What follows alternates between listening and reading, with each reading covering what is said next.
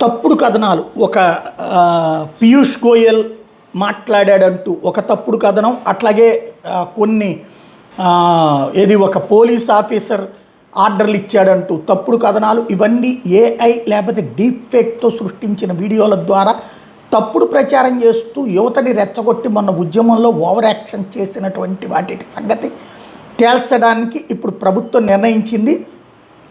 Police శాఖకి ఆదేశాలు ఇచ్చింది.